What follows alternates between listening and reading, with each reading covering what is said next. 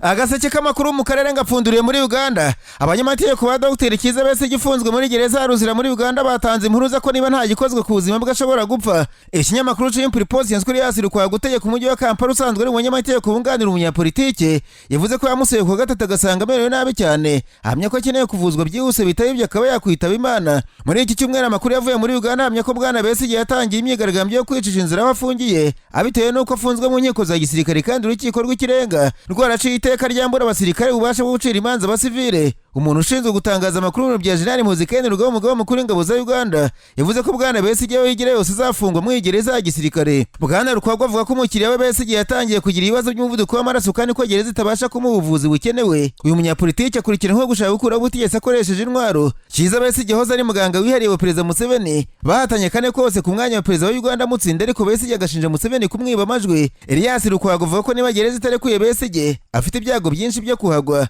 Impulse yanswe Minisitiri w'Ubutabera ushinzwe itegeko nshinga rya Uganda bwana Robert aherutse kubwira abadepite mu nteko ishinga amategeko ko urukiko rwasabye ko bwana Besigye afungirwa muri gereza y'igisivile rutategetse ko afungurwa kuko atari rwo rwaciye urubanza. Abasaba kutabeshya rubanda ko bwana Besigye yaba afungiye ubusa kandi nta tegeko rimufungura ryishwe. Imbuga nkoranyambaga za Uganda zagarutse ku butumwa kandi bwa Jenerali Muzikeni Rugaba kuri rubuga X rwose ari Twitter, aho amaze igihe agaragaza ko azamanika uyu munyapolitike yita umugambanyi. Mu minsi ishize Jenerali Muhuzi yavuze ko Kiza Besigye azapfumanitswe mu kwezi kwa gatandatu bagakemura akajagari umunyapolitike umaze igihe arwanya leta ateza mu gihugu. Ku wa kane nabwo mu butumwa bwa Jenerali Muhuzi kuri urwo rubuga yashimangiye ko nta muhwe na nke afitiye Kiza Besigye. Ubutumwa bwa mbere agira ati numvise Kiza Besigye ko bari mu myigaragambyo yo kwicisha inzara, ati yabagiraga vuba inzara ikamurangiza kuko Uganda yabakiza umwanda ahora ayisiga. Ni ubutumwa bwakiriwe bitandukanye nk'ibisanzwe, abamushyigikiye bumva ko zasimbura se ku butegetsi bahera bakoma amashyi ko avuze neza cyane. Hari abagaragaje ko kwicisha inzara kwa Besigye kutazasibanganya ibyaha akurikiranweho. Mu butumwa bwinshi kuri ubu bwa Jenerali Muhuzi hari abamwibukije ko yahoze amusingiza umwaka ushize bibaza uko byagenze umwaka ngo azamusiga ivu ku mihanda. Hari abandi bibukije Jenerali Muhuzi ko ari umwana wa perezida usanzwe ufite ubutegetsi n'ubundi bavuga ko akwiye kwibuka ko azaba perezida atagombye gufata buri wese utavuga rumwe na se ngo mucinyize ku butaka uko bigenza kuri Besigye. Mu butumwa bwa kabiri buvuga kuri Dr. Kiza Besigye, Jenerali Muhuzi yagaragaje ko umunyapolitike ari umugambanyi wa kera cyane utaragize umuntu n'umwe akize ubwo bari mu ishyamba barwanira gufata Uganda. Jenerali Muhuzi yavuze ko mu ishyamba Kiza Besigye kuva urugamba rwatangira yashakaga kwica umuryango wa Perezida Museveni wari ukuriye urugamba, ntiyashorije aho ati ibi byose araje kubyishyura. Nararanganije amaso ibinyamakuru byandikirwa muri Kongo Kinshasa. Abanyamakuru bakiza amakaramu ku mpapuro barandika banitswe inyeshyamba za Ventura zafashe agace k'ubucuruzi ka Kalehe Centre hamwe na hose muri kilometero nka 70 mu majyaruguru y'umujyi wa Bukavu ni muri Kivu y'Amajyepfo nk'uko bivugwa n'ibinyamakuru bya Kongo Kinshasa.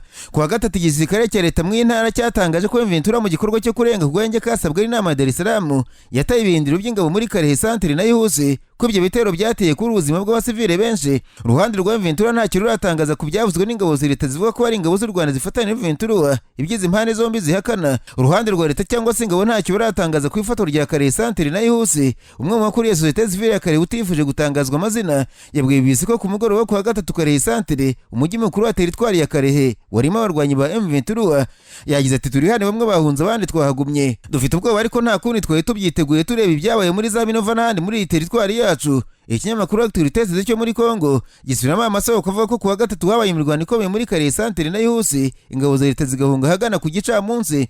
Nyuma bamwe mu barwanyi ba Ventura bagaragaye mu mashusho bari ku biro bya teritwari ya Kalehe muri iyi centre. Amakuru avuga ko bagenzura n'icyambu cy'uwo mujyi ku kiyaga cya Kivu. Imirwano yatangiye kuwa kabiri gakomeza kuwa gatatu yatumye abaturage bo mu tuduce bahungira mu byerekezo bitandukanye birimo kuri bimwe mu birwa byo mu kiyaga cya Kivu no ku kirwa kinini cya Ijwi. Abandi berekeje mu Majyepfo bagana i Bukavu nk'uko bamwe bagize societe civile ya Kalehe babitangaje. Ibinyamakuru bya Kongo byavuze ko ingabo za leta zifatanije n'ingabo z'u Burundi zashinze ibirindiro bikomeye ahitwa Katana na Kavu mu mujyi muto ufite ikibuga cy'indege uri mu birometero birenga 30 uvuye muri centre ya Kalehe.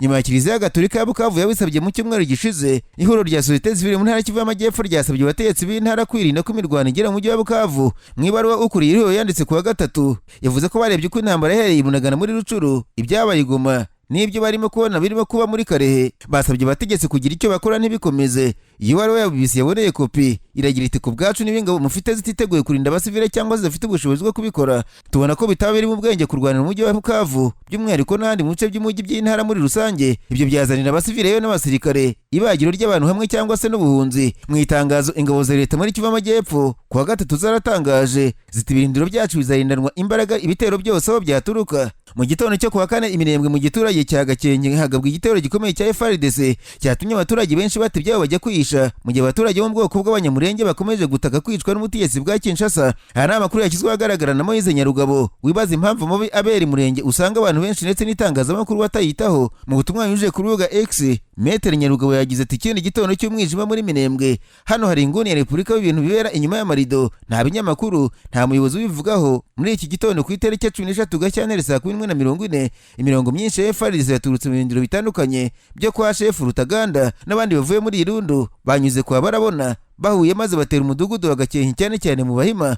Urusaku rw'imbunda zoroheje n'intwaro ziremereye kimwe na bombe byumvikanye muri Minembwe. Ibyo tubona n'umwotsi gusa. Indi mitwe yaturutse Irundo yibasiye igice cya Bugafi ishaka kwambuka ikiraro igahingukira igakenke mu cyerekezo cya Mubakabya. Maître Moise Nyarugabo yakomeza avuga ko iyindi midugudu iri hakurya y'umugezi wa Rwiko kure y'ikibuga cy'indege. Ati nkomeje kwemeza ko hafi imyaka 8 ishize twirwanaho itigeze itera inzego. Ni iki cyishe nyuma yo gukomeza kwibasira abanyamurenge mu misozi miremire. Ntabwo ari bwo buryo bwiza bwo guhagarika intambara cyangwa se gukira bumwe. Tuzagaruka ku mibare. Yavuze ko hagataho abatuye muri iyi midugudu barimo kwiruka mu mpande zose bashaka ahantu bakwihisha. Hagataho umuhuzabikorwa w'Alliance Fleuve Congo uberezwamo umutwe wa M23 yongeye kwemeza ko bwari perezida wa komisiyo y'amatora muri Congo yibiye amajwi perezida Felix Tshisekedi bakamugira perezida nyamara atari wari watowe. Colonel Nanga bigarutseho mu kiganiro cyo kugira n'umunyamakuru Colette Blackman usanzwe ari mu banditsi bakuru b'ikinyamakuru Le Soir.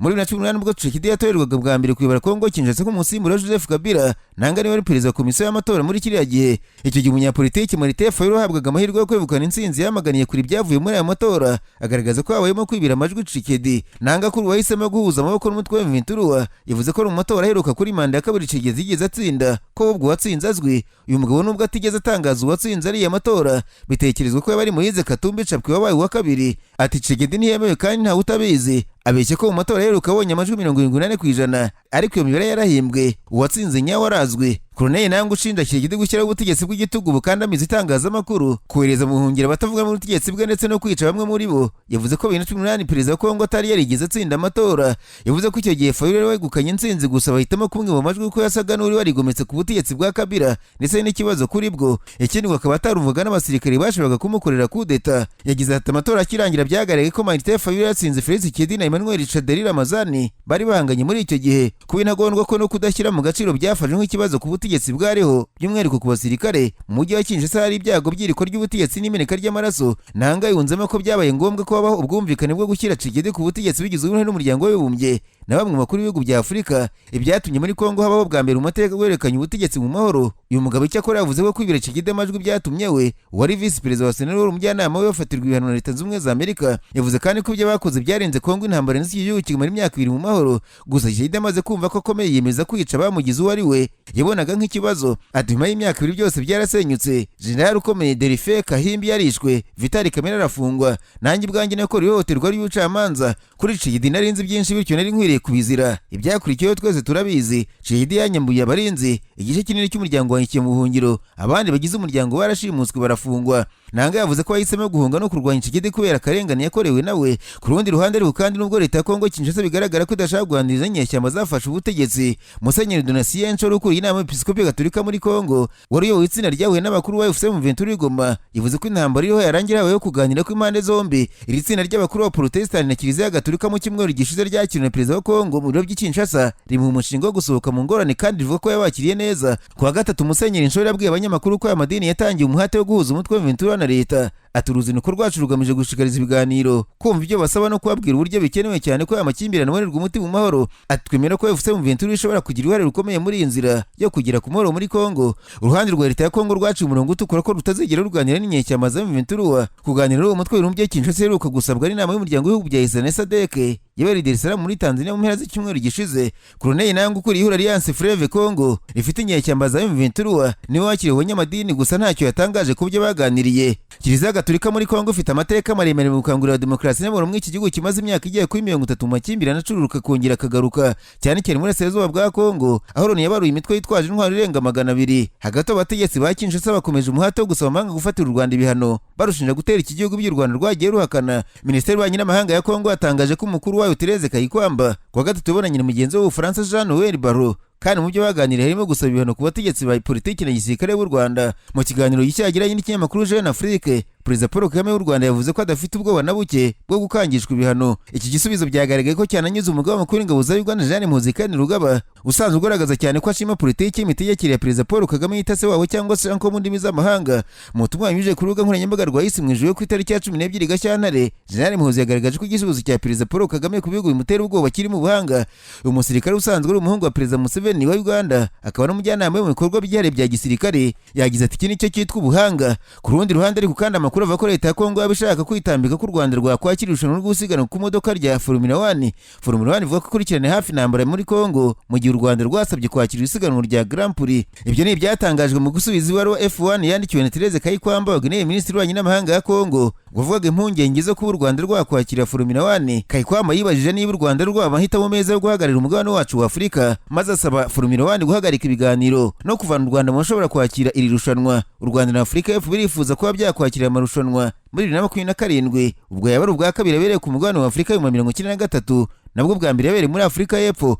Gusa amwe mu masoko yavuze ko amahirwe y'irushanwa mu Rwanda yagabanutse kubera ingingo zitandukanye zirimo intambara mu burasirazuba bwa Kongo. Umuvugizi wa Formula 1 yavuze ati twakiriye ubusabe buvuye ahantu henshi ku isi bw'ibihugu byifuza kwakira isiganwa rya Formula 1 mu gihe kizaza. Tugenzura buri busabe bwose birambuye, kandi ibyemezo byo mu gihe kizaza bizashingira ku makuru yuzuye n'ibiri mu nyungu ku mukino wacu n'indangagaciro zacu. Mu kuza k'umwaka ushize, Perezida Paul Kagame w'u Rwanda yatangaje ko igihugu cye gishaka kwakira Grand Prix, ubwo i Kigali haberaga inama y'ubutegetsi ya FIA, urwego rugenzura isiganwa rya F1 yarebeye bwa mbere ku mugabane wa Afurika. Umuhanda ugezweho w'isiganwa urimo kubakwa mu bipimo bya F1 hafi y'ikigo cy'indege nacyo kirimo kubakwa cya Bugesera. Mu kuza k'umwaka ushize, Mohamed Ben Sulayem, perezida wa FIA, yabwiye BBC Sport Africa ko Afurika ikwiriye isiganwa rya F1 kandi ko u Rwanda ari ahantu heza kuri ryo. Ubusabe bw'u Rwanda bwo kwakira Formula 1 no mu mugambi warwo mugari kuba igihugu cyakira amarushanwa ku rwego rw'isi. Gusa ubusabe bwo kwakira Formula 1 burugarijwe kubera umwuka mubi mu karere. Inyeshyamba z'abentura u Rwanda rushinjwa gufashwa, ibyo ruhakana ziri mu Rwanda n'ingabo za leta ya Kongo muri Kivu y'Amajyepfo, aho zirimo kwigarura ibindi bice. M23 ivuga ko intego zayo ari uguharanira uburenganzira no kurengera abatutsi b'abanyekongo n'andi moko y'abanyamuke, harimo kurinda kwicwa n'inyeshyamba za FDLR zirimo basize bakoze jenoside yakorewe abatutsi mu Rwanda. Ikinyamakuru The Independent cyo mu Bwongereza gisubiramo ibaruwa Minisitiri Kayikwamba Therese wa Kongo Kinshasa, avuga ko ateye impungenge zikomeye no ku Rwanda rwaba rukwiye kwakira F1. Mu ibaruwa yandikiye umukuru wayo Stefano Dominicali, yaranditse yibaza ati F1 ikeneye koko ku izina ryayo risiga icyasha cy'amaraso mu gukorana n'u Rwanda. Iki ni igihugu koko gikwiye guhagararira Afurika mu mukino mpuzamahanga w'imodoka. Inkunga u Rwanda ruha amakipe y'umupira w'amaguru y'i Burayi mu kugira ngo rwamaze ubukerarugendo bwarwo, nayo yaribasiwe n'ubutegetsi bwa Kongo Kinshasa busaba amakipe guhagarika gahunda yo kwamamaza u Rwanda mu kizwi nka Visit Rwanda. Yusufu Murumbu, wahoze ari kapiteni w'ikipe y'igihugu ya Kongo Kinshasa, yasabye ikipe ya Paris Saint-Germain kongera gusuzuma neza amasezerano ifitanye na Visit Rwanda kubera intambara n'ingorane ku baturage itera mu gihugu cye. Ikinyamakuru The Independent cyane ko Minisitiri Kayikwamba mu ibaruwa ye avuga ko Kinshasa n'umutima wose yashyigikira ko Afurika y'Epfo ihabwa iryo rushanwa yo kuza mu Rwanda. Afurika y'Epfo isanganirwa muri Kongo Kinshasa mu butumwa bwa SADC bwo guhashya M23, ndetse amakuru ari nuko ishaka kongeraho izindi. Mu gusoza ibaruwa, Minisitiri Kayikwamba asa n'utakamba asaba abayoboye Formula 1 ko nibura mu guha agaciro abasirikare ba Afurika y'Epfo baguye ku rugamba barwanira Kongo, igihugu cyabo cyahabwa amahirwe yo kwakira irushanwa. Agaseke k'amakuru mu karere ngapfunikire muri Kenya. Abanyamakuru bakoze bamwe no barandika banaswa perezida w'inteko ishinga amategeko ya Kenya Bwana Moses Wetangula bivuga ko yabari mu mazi abira nyuma yo gutangaza ko iro Kenya kwanza ry'abashyigikiye perezida William Ruto ari ryo rifite ubwiganze mu nteko ishinga amategeko ya Kenya. Ikinyamakuru The Standard cyenswe Bwana Wetangula yavuze ko iro Kenya kwanza ririmo amashyaka United Democratic Alliance, Amani National Congress na Ford Kenya rifite abadepite 135, nawe Razimira Umoja rya Odinga rigizwe n'amashyaka Orange Democratic Movement, Wiper Party na Jubilee rikagira abadepite 54. Ikinyamakuru cyavuze ko akimara kuvuga gutyo abadepite mwe Razimira Umoja bahise bisohokera bagategura umugambi wo kweguza Moses Wetangula ku mwanya wa perezida w'inteko ishinga amategeko. Ibinyamakuru bya Kenya byanditse ko abadepite bo mu mashyaka ashyigikiye Odinga babwiye abanyamakuru ko batazigera bemera ibitangazwa na Kenya kwanza kuko rizi neza ko abadepite benshi ari ababo. Ibi byatumye ikinyamakuru Daily Nation cyane ko Moses Wetangula yavuze ko nta gahunda afite yo kwegura kuri umwanya nubwo batavuga n'ubutegetsi batamushaka. Mu nteko ishinga amategeko ya Kenya yari yasanzwemo ikintu cyo kutumvikana ku buyobozi bwayo, abambari Azimio Umoja bashaka kuyobora inteko nk'abantu bafite ubwiganze muri yo. Perezida w'inteko ishinga amategeko yavuze ko hari abadepite badahari batabarwa imyanya yabo n'aho baherereye bagera ku 12, ariko Azimio ukavuga ko ari ababo. Mu kwezi kwa 10 k'umwaka ushize nabwo urukiko rwa Kenya rwari rwavuze ko hari amakosa yakozwe na Moses Wetangula ubwo yatangazaga ko iro Kenya kwanza rifite ubwiganze mu nteko ishinga amategeko. Uko kwitana bamwana ku mubare w'abadepite mu nteko ishinga amategeko ya Kenya gushingiye ku buyobozi bwayo kuko bafite ubwiganze rigomba kuyobora inteko ishinga amategeko. Kinyakwanza rishaka kugaragaza ko ryo ryiganje mu nteko ishinga amategeko mu nyungu z'uko imishinga ya Perezida William Ruto itazajya itambuka mu gihe batavuganwe nawe baba aribo benshi bakajya bayitambamira. Hagati aho ubushakashatsi bwakozwe n'ikigo gishinzwe kurwanya ikoreshwa ry'ibiyobyabwenge muri Kenya cyagaragaje ko nibura 1/2 cy'abarangiza kaminuza za Kenya baba baranyoye ibiyobyabwenge. Imibare y'icyo kigo igaragaza ko agahumira bunwa ku mugani wa Burundi ari uko bari mu bigisha muri za kaminuza bagira uruhare mu guha abanyeshuri ibiyobyabwenge, abandi bakabizanirwa na bagenzi babo cyangwa se bakabigura ku ikoranabuhanga. Ikinyamakuru The Citizen cyanditse ko abanyeshuri muri kaminuza bigenga banyoye byinshi kurusha abiga mu mashuri ya leta. Mu biyobyabwenge banywa higanjemo urumogi, zashisha n'ibindi binyabutabire biboneka muri Kenya utapfa kumenya ko binyobwa. Uraho urukurikiye kano gaseke k'amakuru, abakoze ubwo bushakashatsi berekana ko nibura 46% by'abiga muri kaminuza muri Kenya barasomye ku biyobyabwenge, ndetse ngo mu mashuri yigenga busanga babiterwa no ko batabasha kwihanganira imihangayiko y'ubuzima bwo mu ishuri yiganjemo ubukene bwa bamwe, ibibazo bahuye nabyo mu bwana, ndetse no kuba bamwe muri bo barahuye n'ihohoterwa rikorerwa ku gitsina. Umuti nta mutango ni ukuganiriza abanyeshuri bihoro byaba ngombwa, bamwe bakaburiza mu bigo ngororamuco bakajya kunagurwa, kuko raho usanga nubwo bicaye mu ishuri muri kaminuza utabatandukanye n'abasazi bo ku muhanda. Kaminuza zo muri Kenya makuru avuga ko usanga ubuzima buhenze, rimwe na rimwe abajya mu ibyo biyobyabwenge bakabona ayandi mahitamo bafite uretse kuba babikoresha kugira ngo bagire ibyo birengagiza.